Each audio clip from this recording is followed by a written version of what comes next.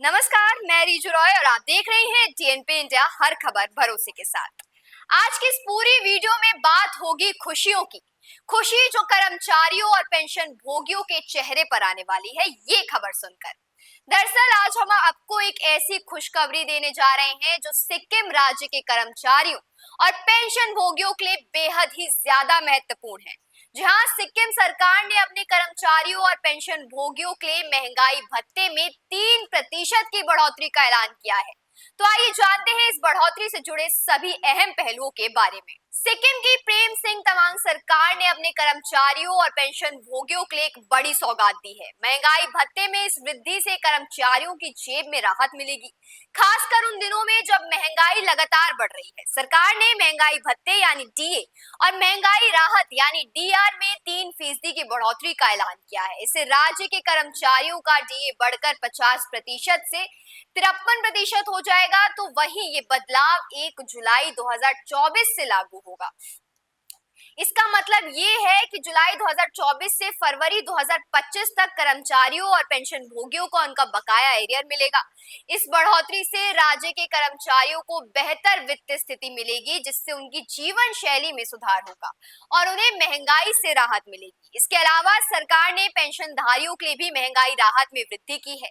पुराने वेतन ढांचे के तहत पेंशन पाने वाले लोगों के लिए महंगाई राहत 239 से बढ़ाकर 246 कर दी गई है और ये परिवर्तन भी 1 जुलाई 2024 से प्रभावी हुआ। अगर आपके मन में ये सवाल आ रहा है कि महंगाई भत्ते और महंगाई राहत में क्या अंतर है, तो आपको बता दें कि महंगाई भत्ता यानी डीए और महंगाई राहत यानी डीआर में बुनियादी अंतर ये है कि डीए सरकारी कर्मचारियों को उनके वेतन के हिस्से के रूप में दिया जाता है, जबकि डीआर पेंशनधारियों को उनके पेंशन में जोड़ा जाता है। दोनों का उद्देश्य महंगाई के कारण बढ़ी हुई जीवनयापन की लागत को पूरा करना है।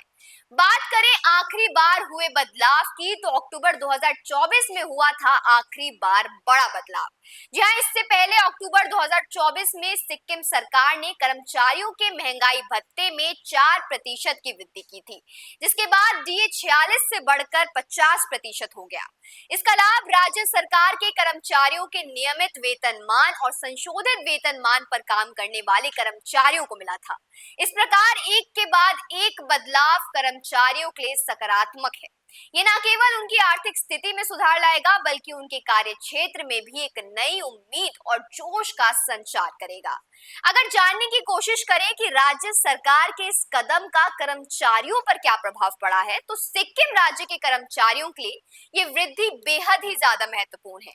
महंगाई भत्ता कर्मचारियों की सैलरी का एक अहम हिस्सा होता है और इसे बढ़ने से कर्मचारियों के हाथ में अधिक पैसा आता है, जिससे वो अपने दैनिक खर्चों को अच्छे से संभाल सकते हैं।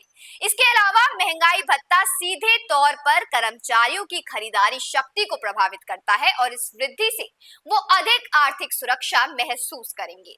वहीं बात करें अगर पेंशन भोगियों की, तो पेंशन भोगियों के लिए भी ये एक अहम खुशखबरी है। पुराने वेतन ढांचे के तहत पेंशन पाने वाले लोग का महंगाई राहत बढ़कर 246% कर दिया गया है। इससे पेंशनधारियों को उनके पेंशन के रूप में अधिक राशि मिलेगी, जो उनकी जीवन यापन की स्थिति को और ज्यादा बेहतर बनाएगी। तो दर्शकों, सिक्किम सरकार का ये निर्णय कर्मचारियों और पेंशनधारियों के लिए एक महत्वपूर्ण कदम है, जो उन्हें महंगाई से राहत और वित्तीय स्थिरता प्रदान करेगा।